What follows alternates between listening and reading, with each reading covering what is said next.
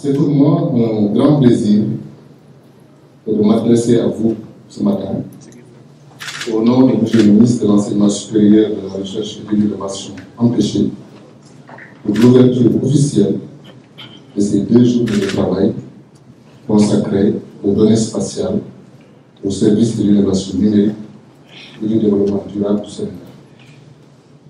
J'aimerais m'associer à mes prédécesseurs pour féliciter les organisateurs et les participants à ces ateliers. Je suis convaincu seront couronnes de succès. Le sujet qui nous réunit est d'importance. Alors, je vous le dis, nous serons très attentifs aux réflexions conduites tout au long de ces 2 journées et à leur conclusion.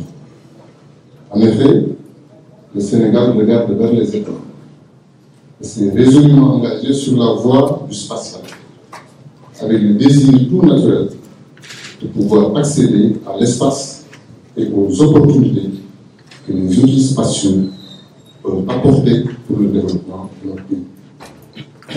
Le ministère a pu faire valoir auprès du gouvernement son travail et ses projections dans ce domaine à 2 reprises en Conseil des ministres et lors d'une rencontre exceptionnelle entre le chef de l'État et les différents acteurs nationaux du spatial. Le ministère a été chargé par son Excellence, M. le Président de la République, de finaliser l'élaboration d'une politique et d'une stratégie spatiale nationale. Cette stratégie devra épouser les priorités de développement du plan Sénégal émergent et prendre en compte la stratégie spatiale de l'Union africaine. Un chef de projet, ici présent, M. PNF, a été nommé par le ministre pour coordonner les travaux et structurer le projet dans sa globalité. Un comité de pilotage interministériel dont la mission sera de définir les orientations stratégiques et de veiller à la supervision du programme est en cours de constitution, de même qu'un comité technique qui aura la responsabilité de la mise en œuvre des orientations définies par le comité de pilotage. La démarche a été présentée par le directeur général de la recherche et de l'innovation le 7 avril dernier lors de la rencontre du chef de l'État avec la communauté universitaire. Ainsi, sous la coordination du ministre, le gouvernement du Sénégal a entrepris la fabrication de son premier CubeSat avec un lancement prévu fin 2023 et la construction au Sénégal d'une station de contrôle et de réception stock. Ce projet est développé en partenariat avec le Centre spatial de l'Université de Montpellier qui a assuré la formation de 8 ingénieurs et 5 techniciens sénégalais qui travaillent actuellement sur le satellite sénégalais. Au-delà du lancement d'un satellite, il s'agit surtout d'amorcer une politique de formation des spécialistes capables d'assembler, d'intégrer et de lancer d'autres satellites pour le Sénégal, ou des pays demandeurs capables de dialoguer d'égal à égal avec les professionnels du secteur spatial dans le monde, capables aussi de peser dans les discussions et les décisions qui nous concernent dans ce domaine, notamment auprès de l'Agence spatiale africaine, créée en 2019 par l'Union africaine. Pour mieux asseoir le développement du spatial dans notre pays et en faire un véritable levier pour le développement durable, le Sénégal est en train de bâtir les jalons d'un écosystème du spatial qui doit favoriser l'émergence de start-up et d'entreprises dans ce domaine. En effet, le domaine spatial est un important levier de croissance économique et sociale.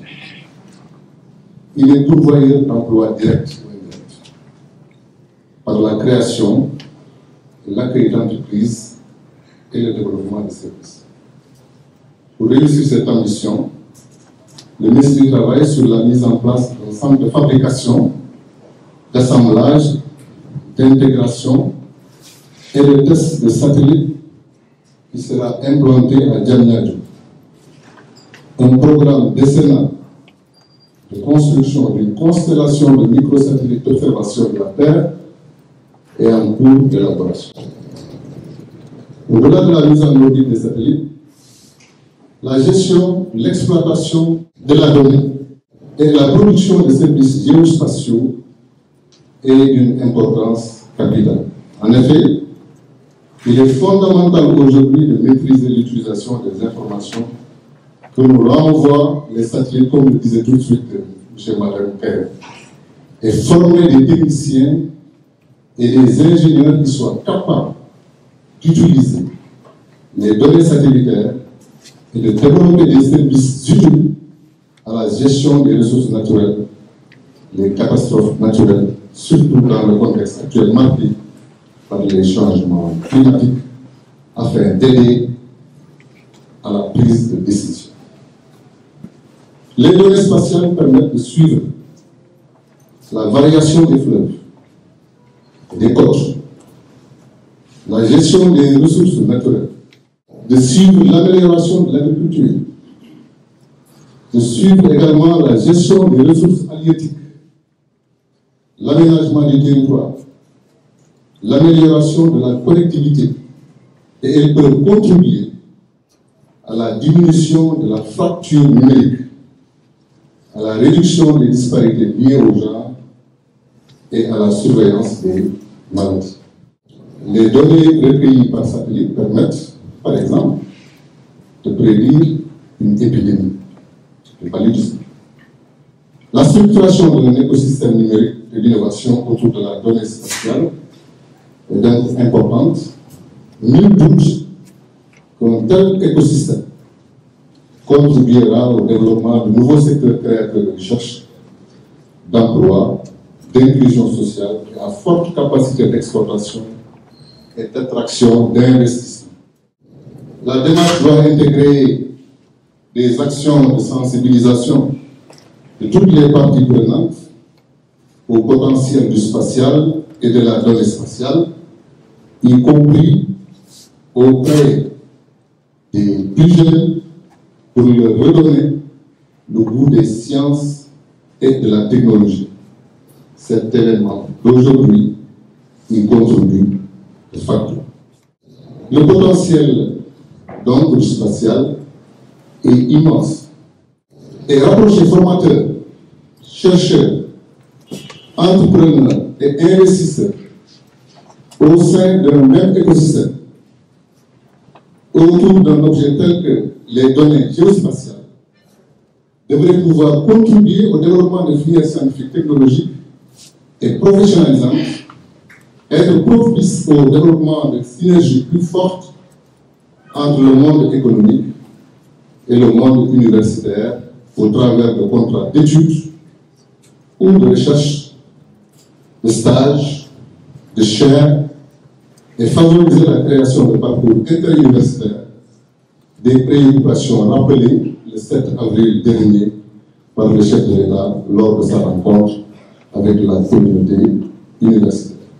Quasiment, au terme de la présidence commune de la France à l'UE, du Sénégal à l'UE, le ministre que j'ai l'honneur de représenter se réjouit enfin de la dimension européenne que revêt cet événement confirmant à plusieurs égards, si cela était nécessaire, la maturité du Sénégal et sa capacité à s'insérer dans de grands programmes technologiques européens.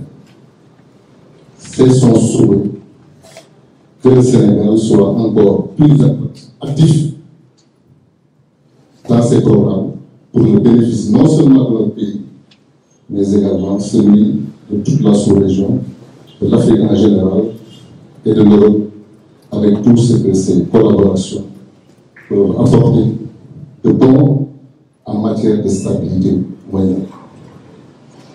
Je le répète donc, Nous serons très attentifs aux réflexions conduites tout au long de ces 2 journées et à leur conclusion.